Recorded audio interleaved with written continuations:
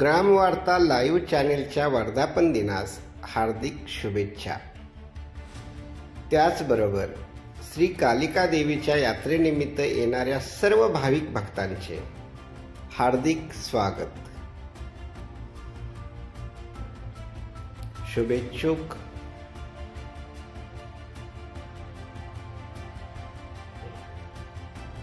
पैलवान तात्यासो पाटील, सामाजिक कार्यकर्ते व अध्यक्ष, शाळा व्यवस्थापन समिती, शित्तूर वारुळ, तालुका शाहवाडी, जिल्हा कोल्हापूर।